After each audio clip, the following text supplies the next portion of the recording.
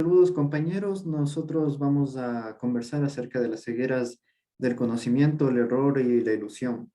Esto hace referencia a todo lo que tenemos nosotros de manera personal y que influye en la manera en la que creamos el conocimiento, absorbemos o incluso retenemos en nuestro sistema de creencias para formar nuestro criterio, como quien dice.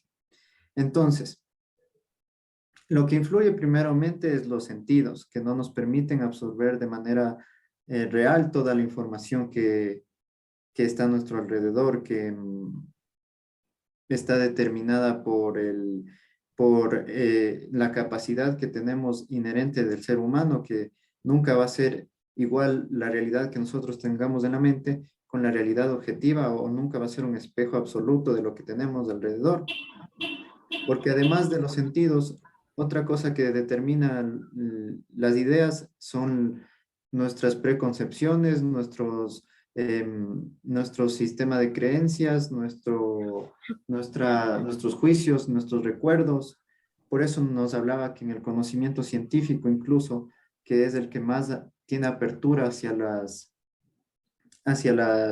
cuestiones, hacia los cuestionamientos, hacia que les haga preguntas acerca de su teoría, va a existir como que un margen de error, porque todo esto es creado por seres humanos que igualmente tienen sus creencias y que incluso de manera inconsciente pudieron haber elegido la información que les convenía, o porque nos hablaba que incluso en nuestra historia personal podemos llegar a hacer eso, que elegimos recuerdos, fabricamos recuerdos o distorsionamos recuerdos en pro para que nos ayude a nuestra historia personal, a la historia personal que hemos creado, a que tengamos como que la razón o que quedemos bien. Esto lo hacemos de manera inconsciente, o sea, para nosotros, a pesar de que estemos mintiendo, va a ser esa la verdad y va a ser eso lo que tenemos en nuestra mente, no lo hacemos como tanto como a propósito, para nosotros va a ser la realidad.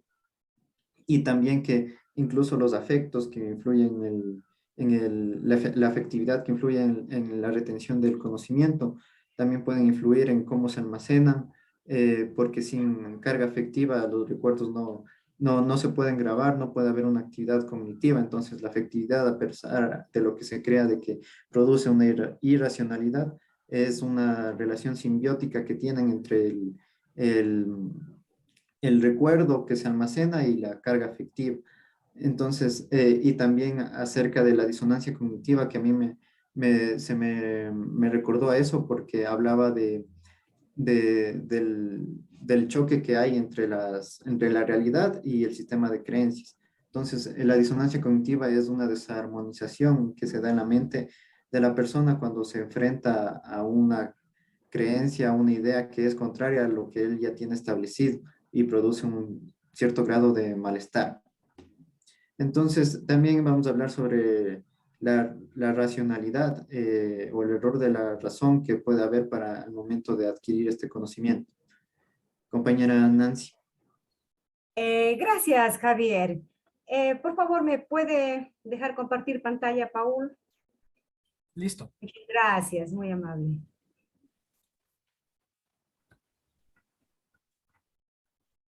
Ya, de los errores de la razón, este permite la distinción entre el vigilia y sueño, imaginario real y subjetivo y objetivo. A la vez, estas tres se unen para hablar sobre una actividad racional de la mente.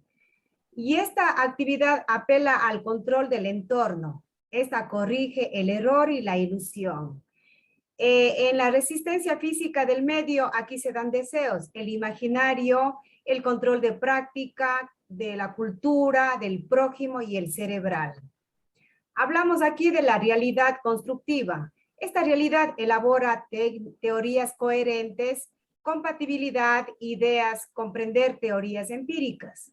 La realidad crítica se ejerce sobre los errores e ilusiones. A la vez aquí están las creencias, las doctrinas y las teorías. En las doctrinas, este obedece a un modelo mecanicista que es racionalizadora y a la vez, al ser racionalizadora, es autocrítica. La verdadera racionalidad está abierta por naturaleza. Este debe conocer el lado del afecto, el amor, el arrepentimiento, y a la vez dialoga con una realidad que se le resiste, opera entre la instancia lógica empírica.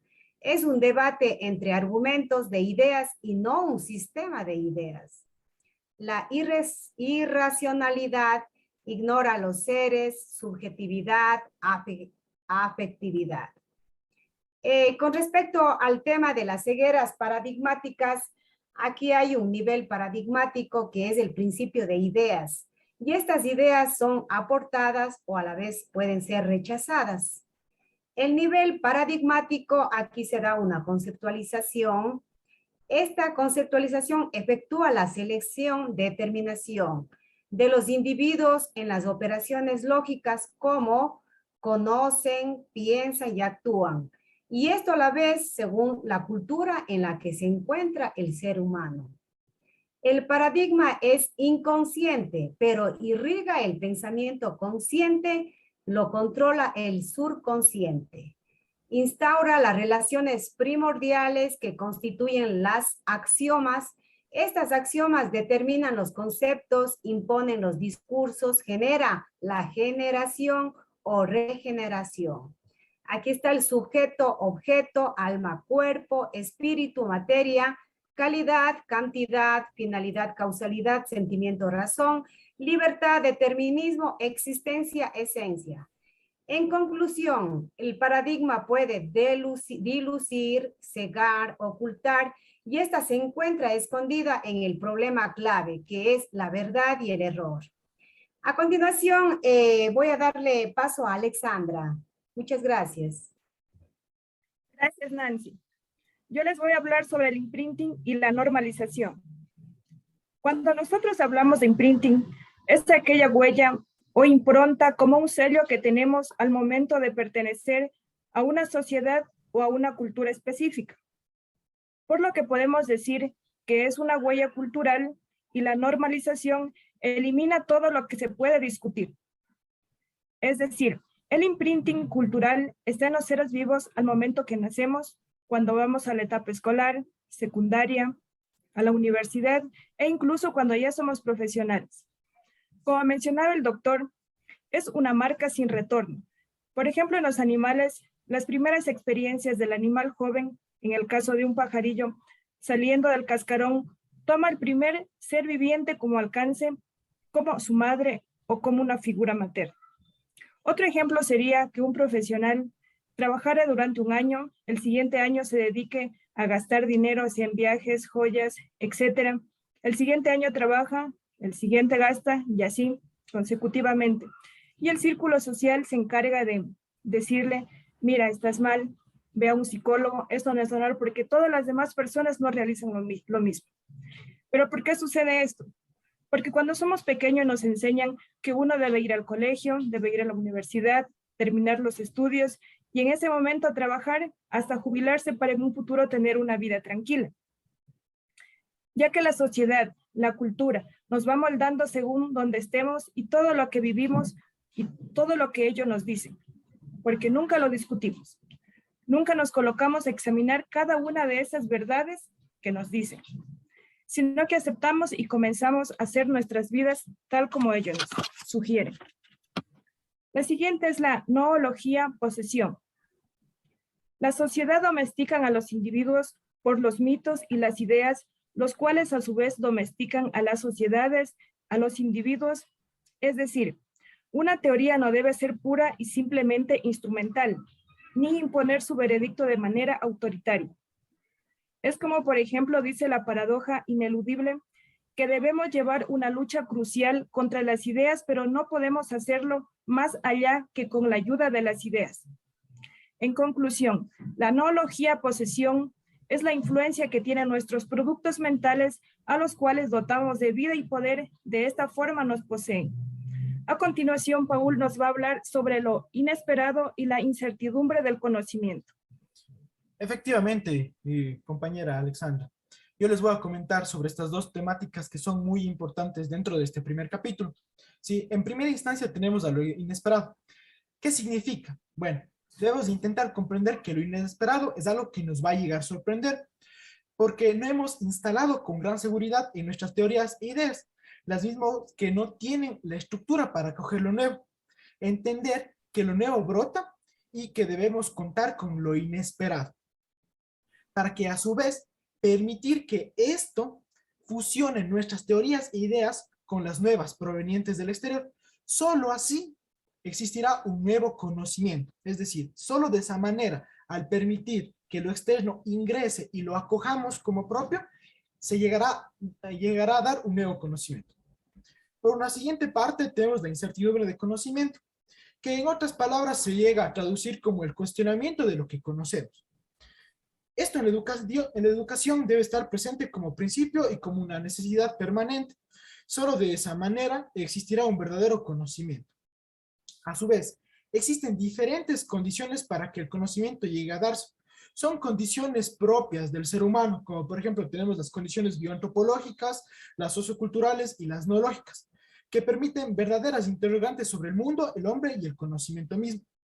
Hay que intentar comprender que la mente humana, ¿sí?, dentro de su comportamiento, debe desconfiar de los propios productos e ideas, pero que a la vez estas son necesarias para así evitar el idealismo y la racionalización. Por último, debemos intentar hacer un esfuerzo para evitar los posibles errores que provienen de nuestra cultura y de la sociedad, que inhiben tanto esta autonomía del pensamiento y la búsqueda de la verdad, que es lo que verdaderamente debemos centrarnos. Entonces, compañeros, como conclusión, yo creo que lo ideal sería para generar conocimiento el tener en cuenta todos estos aspectos, como que podemos de manera inconsciente como estar distorsionando la información, creando información falsa, igual apelar a la racionalidad, a la que me pareció bastante interesante lo que decía Nancy de primero ver que la racionalidad siempre apela a lo subjetivo, al objetivo y que nunca tiene un sistema rígido de creencias, sino más bien es siempre un constante argumentación, una constante argumentación, como nos decía Alexandra, que no se puede combatir las ideas sin las mismas ideas. Eh, entonces, yo pienso que es necesario tener en cuenta todo esto para generar el conocimiento e incluso la normalización, tener en cuenta qué es lo que se está normalizando, qué es lo que, o cómo la sociedad, sobre todo en nuestro campo, por ejemplo, se patologiza. Yo pensaba en la patologización cuando hablaba Alexandra acerca de esto de la impronta, de que cuando se puede haber un comportamiento que se sale un poco de la norma, se tiende a decir que ya es una enfermedad mental o que ya es algún problema psicológico. Entonces, pienso que es algo que se debe tener en cuenta y me parece muy interesante. Sí, yo también comparto con lo que tú dices, Javier. Por ejemplo, en el caso de Alexandra, que decía que nosotros desde que nacemos ya con un imprinting en nuestra cabecita, en nuestro cerebro. Entonces, esto es como más o menos, yo le entiendo como un chip, ¿no es cierto? Que el chip, entonces, todo esto se rige a la cultura en la cual nosotros estamos viviendo.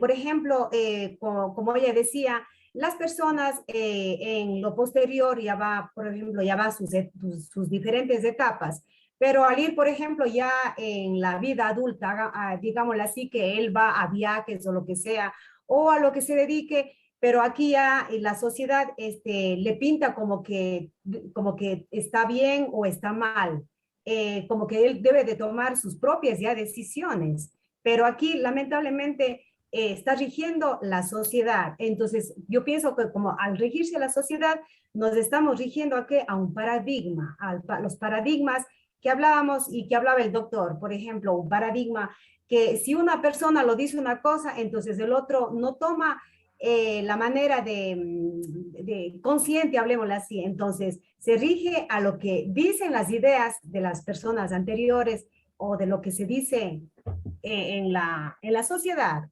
Pienso yo así.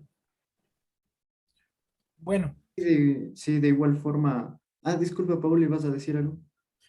sí, eh, quería igualmente acotar, ¿no?, que todo este conglomerado de errores que se llega a cometer dentro del conocimiento nos impide muchas de las veces adquirir uno nuevo, ¿sí? Porque como igualmente había explicado el doctor, pasa por varios filtros y perdemos información suficiente, ¿sí? Entonces, eso quería acotar como para que llegue a tener mayor entendimiento en cómo generar un nuevo conocimiento, ¿sí? Adquirir lo que proviene del exterior, tomarlo como tal, de una manera, claro, subjetiva, de una manera constructivista, pero hacer el mayor esfuerzo posible para obtenerlo todo, ¿sí? De la mejor manera.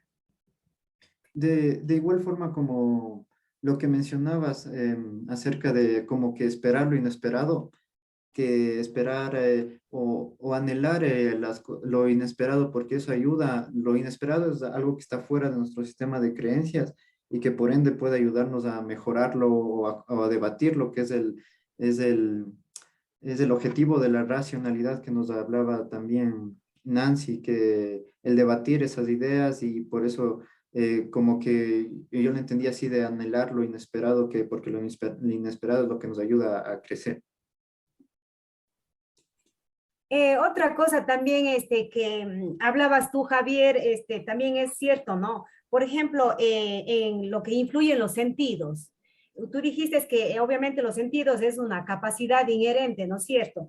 En la cual nosotros, por ejemplo, tenemos historias. Y estas historias ya van grabadas en nuestra mente y a la vez el ser humano o nosotros mismos, digamos así, vamos distorsionando las ideas, los recuerdos que teníamos en un pasado. Entonces, como dijo el doctor, crea recuerdos y todo eso. Por ejemplo, él hablaba de la hipnosis, ¿cómo es la hipnosis? ¿Cómo era que decían? La hipnosis Ericksoniano. ericksoniana, exacto. Entonces, la hipnosis ericksoniana decía que en parte, o sea, es buena la hipnosis, pero si le vamos a hacer hipnosis a un individuo, yo pienso que es bueno que recuerde, pero a la vez también, ¿para qué va a recordar tantas cosas? Sino hay que vivir ya el presente para no sacar a flote lo que pasó anteriormente y culpar a tal persona. Sí, sería como, o sea, recordar el pasado en pro, en que se genere un nuevo presente, un nuevo futuro, en el que la persona tenga una historia distinta en su mente acerca de lo que vivió, algo que tal vez no vio y que le ayude a cambiar la percepción que tenía de su vida, que puede ser muy doloroso. Correcto, exactamente. Bueno, todo lo que hemos hablado, hemos dialogado en este espacio, esperamos haya sido información fructífera para todos ustedes, compañeros. Les agradecemos un momento de su tiempo. Hasta la próxima. Muchísimas gracias.